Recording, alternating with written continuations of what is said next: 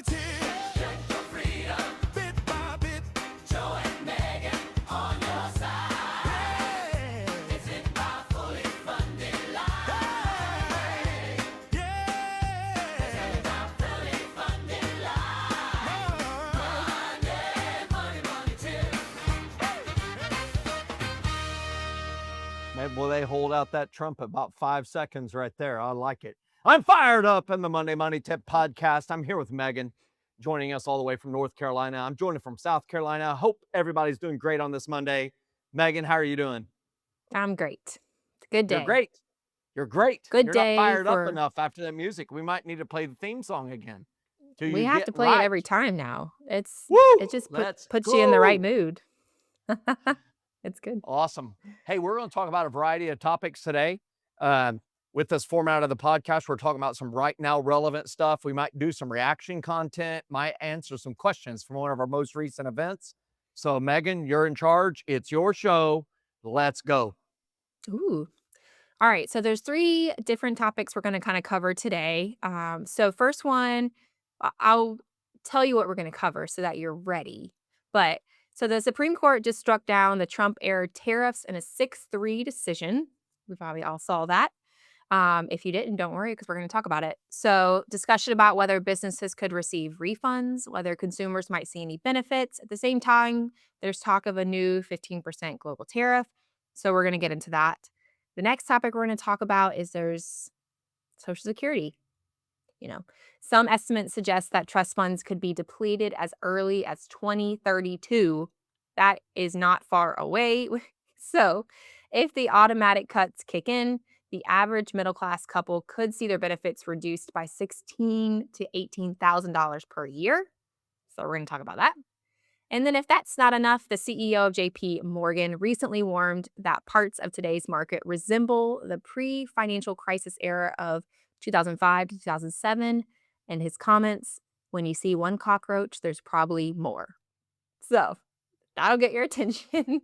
So There we go. we're going to talk about what actually is So we're going to have to happening. get some insecticide out here in a little bit, but we're going to start with tariffs, right? Yeah. So Yep, we're going to so talk the about tariffs what's happened. happening. Yep. How it's affecting our everyday Americans and what should financially wise families do right now. Because at the end of the day, we don't control the Supreme Court rulings or Congress, and we don't control the markets, but we do control our spending, our savings, our investing, and our planning. So let's start with the tariffs. So for someone who just saw the headlines, I know it happened a little while ago, but what exactly, kind of give them a brief summary of what the Supreme Court struck down and why. Basically, the Supreme Court said that Trump had overstepped his boundaries of the type of act that the Emergency Powers Act that allowed him to implement these universal tariffs. And so they said that cannot be. And it was a pretty resounding 6-3. It wasn't a 5-4. It was 6-3. And so it causes 2 things to happen. One is it calls into question all the existing tariff structure, and it causes a look back to say, since it was considered unconstitutional, what happens to all the tariff money that's been collected, which is being held by the executive branch of the government. There had been talks that the executive branch was going to mail out the money as refunds to Americans, recognizing that Americans have paid an increased price somehow with the higher tariffs, whether it was in their home building products when they bought a house, whether it was in a renovation project, whether it was products that they were purchasing on Amazon. It's the consumer that ultimately absorbs the vast majority of the tariff. And so we cannot affect tariffs, but immediately the president enacted another power that he believes he has to have a global tariff on the world of 10%. And a couple days later, he decided that 15% was a better number. You and I cannot affect that. If you're opposed to all that, you can vote. And if you're for it, you can also vote. And we encourage you to exercise that right to vote. But on this podcast, we're talking about how you can handle it in your personal finances. And in the reality, it's a recognition that tariffs have added some cost. Do not count on any of that money ever being returned to you. I would not count on that. If that Mm. happens, you know, the day of miracles has come and the government has given money back to its people. What I would say is make sure that your budget maintains margin. You need to make sure that whatever you do not pledge away every dollar that you're currently producing. Make sure that you maintain margin. Margin allows you to stay focused on your mission. Margin allows you to sleep better at night. Margin keeps you from feeling totally spent and exhausted. And frankly, margin allows you to turn off the TV and turn off the radio when you're sick of hearing about it. And so I would just encourage you, whatever you do, podcast listener, fight for margin. And you're gonna have to fight for it. And it's become harder to fight for it as inflation came in and gouged away. Some of you had margin and it's been all taken away. And you're like, I don't know how much more I can just budget away. And I would just tell you, one thing I did at the start of this year, and this is partly because of tariffs making me pay attention, but I started chopping subscriptions. The average American right now, Megan, how many subscriptions do you think the average American has when we think about Netflix and Hulu and Paramount Plus, and Disney Plus, and all the pluses and the minuses? I'm saying 12 to 15. Yeah, it probably is. The latest stat I have is 9, but it's about a Mm. year-old stat. I Mhm. suspect it's 11 or 12. We do want you to keep one subscription, and that is the Fully Funded Life.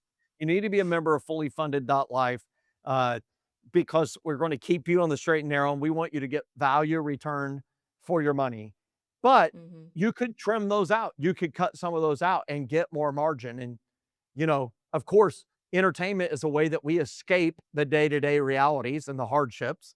But what I do know is if you escape too much, you won't make the proper adjustments so that your reality stays healthy. So that's one Yeah. way you can do it. You can certainly negotiate interest rates on any debt that you have, any debts that you're able to pay off and say goodbye to. All of those are margin building opportunities. Uh, right now, I found that most times pay raises barely keep up with inflation, whether it's inflation in the cost of health insurance benefit contributions or just cost of living. So it Mhm. usually has to be done on some sort of cut at the household level. Any thoughts Yeah. you would add to that? Yeah, I feel like this past few months, I feel like it's been such a fine line between, like you mentioned, um, consuming and knowing what's going on, but not being consumed in what's going on, and you're so in it, and you're so it's hard to turn off the news. It's hard to not wake up and wanna know what happened today in the Middle East, what happened today with the United States, what did, this person say, what did this person say, how does it affect this, how does this affect that? And so I feel like finding that line for you, like, as an individual where you're able to stay informed and know what's happening, especially with things like this that affect, the tariffs affect what you're paying. That affects you, that affects me. It affects, how the amount I pay for things. It affects my budget. It affects how much I'm able to save. It affects all of those things. So staying informed about that while also Yeah, not knowing when I've hit my limit and I need to take a step back and be like, okay. I And then you like can that. come to us to know what's happening. I think that's the best line, Megan, of the whole episode, and we've got other stuff to share. But learning how to consume without being consumed. Yeah. That's a really good point right there. And we want you to know, everybody who's listening, you cannot control tariffs. You cannot do that. So what you can control is your budget, your response to those those higher input costs, and you can turn off the news. I mean, you can Mhm. do that, and that will be very helpful for many people's well-being, reduction of anxiety, frustrations, and allow you to live a better life. And if I were to influence anybody, get outside. That's why Mm. a lot of hashtags I write on my Instagram social media channel is hashtag get outside. Just go. Mhm. You'll find a lot of really cool things out there, and one of them ain't tariffs. So there we go. At least I don't Yep. think I found them there. Yep. Okay, so we've covered a lot about tariffs. So, social, social, social, social security. So it's not going bankrupt, but the trust fund reserves are projected to be depleted around 2032 or 2033 if no changes are made. I feel like that's a key. It's key if no changes are made. And so it could mean that estimates to cover about 75 to 80% of scheduled benefits, that could change if Congress does nothing, which could mean, middle class couples could lose around 16 to 18,000 per year in their income. So what do you feel like when you hear Social Security is running out? What does that actually mean? Does depleted mean payments are going to stop? And do you feel like the 2032 estimate is kind of accurate? How could we look at this from a fully funded life, from the Yeah. latter, but also perspective? Like how, when we hear all this stuff, oh, the money's going to run out, $16 to $18,000. That's a lot, and people are depending on it. If they're budgeting for that and they're expecting that, and then it's not happening, how does that affect listeners? Yeah. Today? So right now, just to remind people, uh, the word depletion for Social Security, when the Board of Trustees share that, and you can read about this at cbo.gov. That is that's the Congressional Budget Office, a nonpartisan part of government that does math. And so, do I agree with their numbers? Yes, absolutely, I agree with their numbers. They have more degrees than a thermometer. They know the numbers. Uh, that depletion means more money is being paid out than is coming in.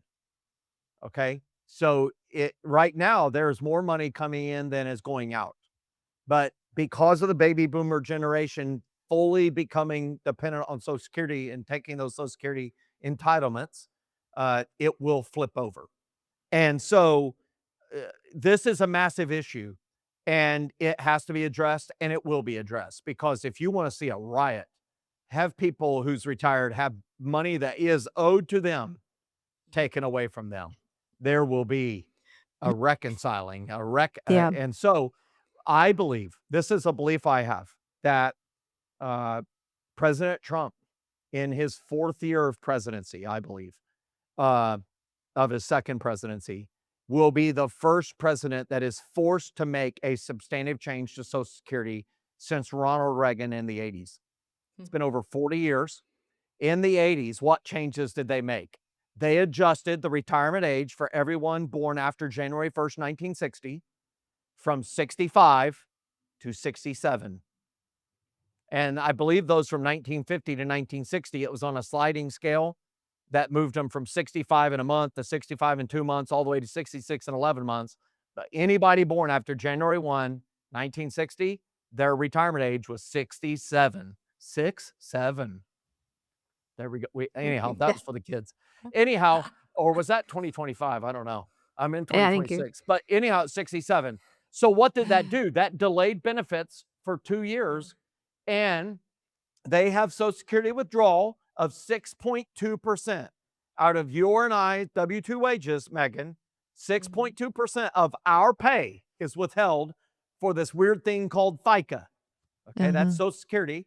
And the employer has to match with another 6.2%. So 12.4% of your money is paid into the Social Security program. That's what the Board of Trustees is looking at when they are doing the math. Okay, so think about what you get paid a year, Megan. 12.4% of that's going to the federal government for Social Security alone. Okay, you're paying Yep. 6.2% of that. You're out of the goodness of our hearts, your employer matches half of it. If we So did you not match it, don't go to they would show up and jail. shut us down literally within a Yeah. couple weeks. Yeah. So we really find a lot of goodness in our hearts. We're very motivated Mm, to pay it. very Uh, motivated. it's compulsive, not impulsive. So what changes do I believe are going to happen? Uh-huh. Well, here's Joe Sengel's prognostications. I could be wrong. I believe that they are going to increase the percent that employees and employers have to match. I believe they're going to bump it up another percent. I believe it's going to go to 7.2% on both sides. And they may, while they're at it, just try to take it up 1.3 to 7.5, making it an even 15% between you and your employer. I Shooey. believe that's going to happen. Yeah. That'll be about a 2.6% on top of 12.4%. Think about that. That is somewhere around 20% increase into the revenues going into Social Security. And Yeah. I do believe that those scallywags in Congress are going to take away our children's age of retirement from 67, and they're going to add another year to it. I believe that they will 68. increase it to 68 Hmm. to those that are born after the year 2000. That's my Mm. belief. And Ooh. come back and listen to this podcast. We're recording this in March of 2026. But get ready. You're going to have an increase of taxation. And why is it? Why are we having to pay in more? Well, here's why. Americans are living far longer. Mm. So when they made their calculations way back in the 1980s and prior to that in the 60s, they were using right now relevant data. And they Right. had no idea the extraordinary advances that people would make in healthcare and advanced living. And as a result, people pull Social Security until they pass on. And that passing on has added about 10 to 15 years of life. Wow. That is a lot of money that was not part of the original calculations. Yeah. And so we have the largest workforce ever right now paying into the system, but we also have the longest and the oldest population pulling from it.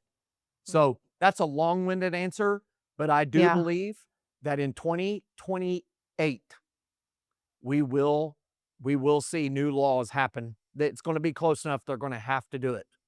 Yeah. Do you think they would ever reduce benefits? I do not believe they will ever reduce benefits. Mm. We are entitled to the money, and it's not we're entitled to it because we feel entitled. It's because we are entitled. This is a Mm. case where it's not that we feel entitled. The reason we feel that way is we are entitled. We've paid in 12.4% of our income between us and our employer all of our working lifetime. For Mhm. most people, that is over 40 years. And if you think about how much income that you've paid that in on, well, you have a reason to feel entitled to those dollars because you are entitled. I do not believe we will see Mhm. cuts. So someone's in their 30s, 40s, and 50s. How do you feel like should they plan any differently moving forward No, or I think they should stay on the track? continue to live and operate by the fully funded life ladder, starting with that enough to get the company match in their company retirement plan. And as soon as possible, get to rung 6 and contribute 15% of their own money to their own independent retirement account. If you get to rung 6 and you get there in your early 40s, you should have no problems living without any Social Security by the time you hit 67, 68. Mhm. And so I'm blessed because I had a brother who told me on the date of my college graduation at 22, go to HR tomorrow, max out your 401k. And I went to 15% and I've never looked back. So Social Security is a nice little bonus for us.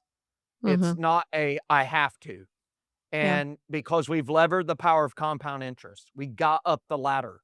And that's what we want for our fully funded life members. We need you to get up the ladder and disconnect yourself from being dependent upon a program that is dependent upon a lot of, well, 435 congressmen and women getting their act together.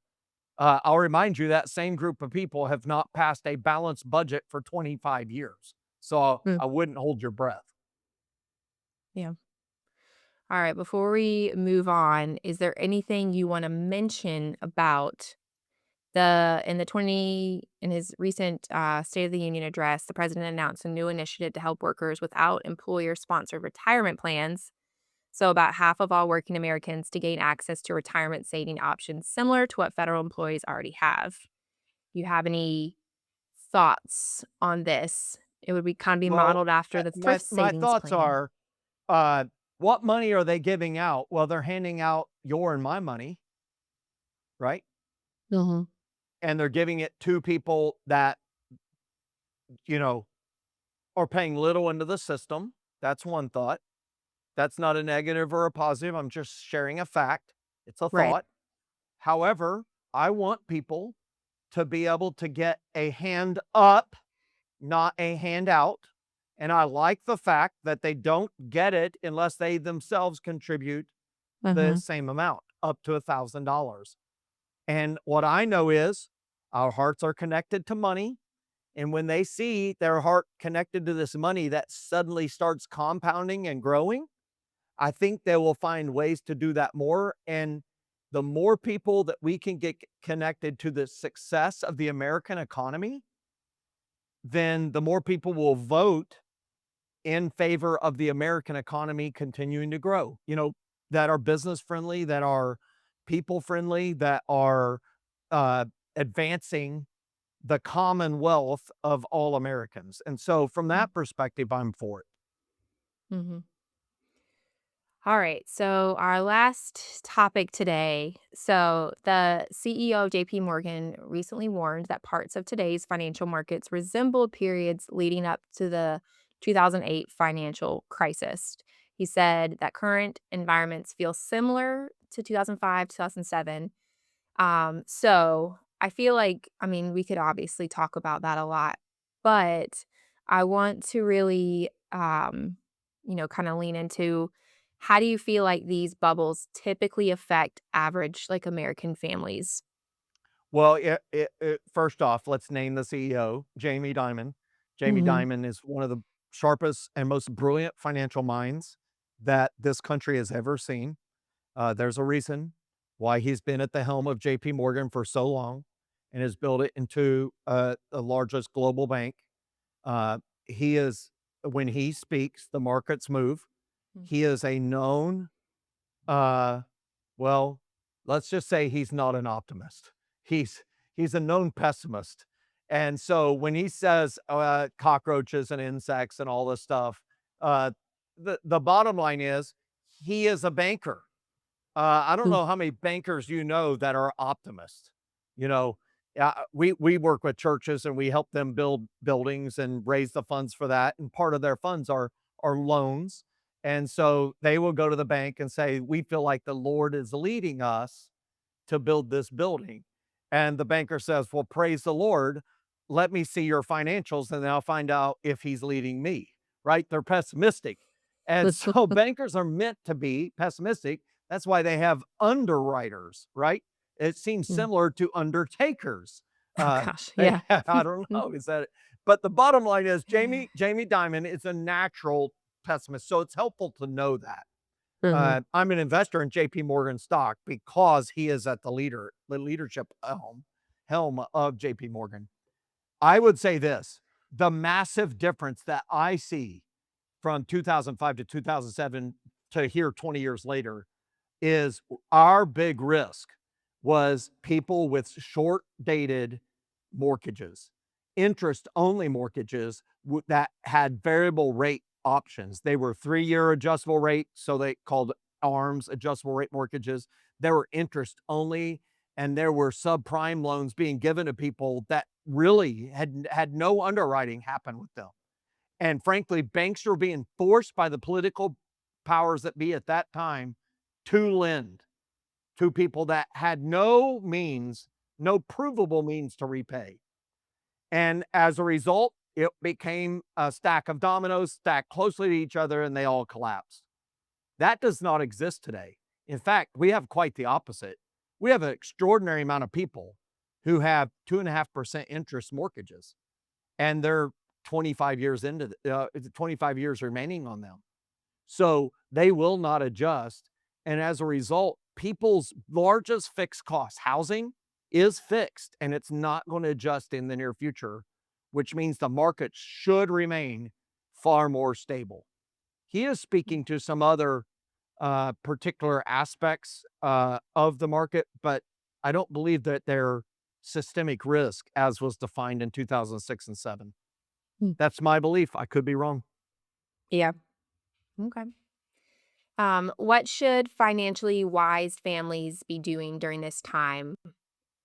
Should they be more aggressive, more conservative, study? keeping the path for Well, the end of what you just said? I feel like I know, it but really I'm depends just, upon your age and your stage. yeah. If you're struggling, you need to get the budget to balance and you need to get margin. Start with margin. Mm-hmm. If you're stable but feel stuck, I really encourage you to make sure you have substantial margin, but you need to be risk on. You need to take risk. You need to be investing, and you need to be investing in a diversified manner, as we say, tax advantage investments. And if you're in surplus mode, you need to have diversified investments. I strongly urge you to not only be diversified within the stock market, but be diversified into some form of real estate, precious metals, or small businesses that would enable you to accommodate any sort of destabilizing force that could happen in the marketplace. It would allow you to be diversified, as they say, 6 ways from Sunday, and would help you continue to prosper and thrive even in a dynamically downward spiraling market. Yeah. Yeah. All right. So if you had one piece of advice for families navigating tariffs, Social Security uncertainty, possible market bubble, to wrap it all up, how would you put all of it together? What would that one piece of advice be? Eyes wide open and cash is king. Mm. Stack margin. Have margin. Margin, margin, margin, margin.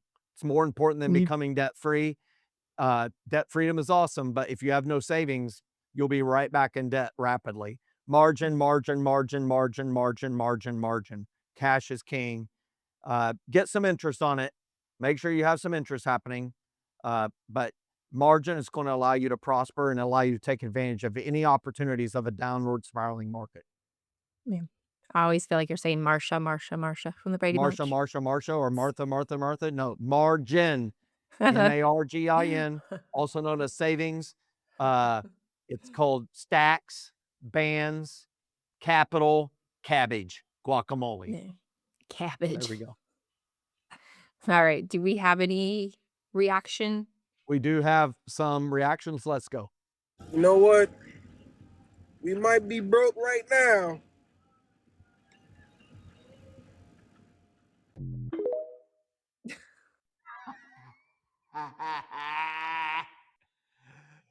Oh, why do we laugh when we're talking about being broke? I laugh about when I was broke. There's something in us that's humored by it. I think we laugh to keep from crying. Yeah, I But think it's one I of feel those like that's a situations. beautiful start. You may be broke right now, and everybody wants to finish the sentence, and we're leaning on the but, and the encouraging word, and there's no encouraging word. You might be broke right now, but you'll be broke tomorrow too. Go, I thought go that's what he live was for the gonna say. I'm gonna be broke I don't know. tomorrow That's or funny. something. I think that's great. I'm not Mm. sure what to think, but I laugh. I don't know. I laughed when I was broke to keep from Yeah. crying. I wasn't sure if I'd get through this without crying.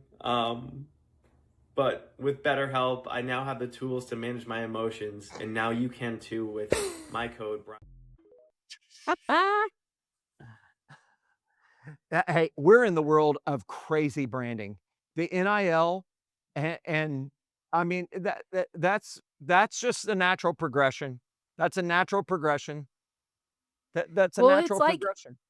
everybody can have their own code now, with code Megan, save 15%. Like everyone's an influencer, if you have a certain Yeah. number of followers or certain, Yeah, it's go to just, Fully it's Funded funny. Life and type in Joe and receive $149 added to your cost. Sponsored by Credit One Credit Services. Oh, man. Why not? I mean, That was funny, though. when does it stop? Do we right now when I look at soccer players and I look at basketball players, like I'm starting to see ads everywhere on them. They're Mm. walking advertisements. Unbelievable. Yep. Oh, help us, Lord. Help us. All right. Well, hey, listen, we love feedback on the podcast. We hope that this is a help to you, equipping you with the right now relevant information that's happening, and also a little bit of fun. So if you want more of that, make sure you like and subscribe. If you have any commentary on things you would like to hear us talk about, or you've got some things you'd like us to react to, hey, drop those in the comments as well. And who knows, that may show up in an upcoming episode of the podcast. Until next Monday, get fired up, and we'll see you around the corner. See ya.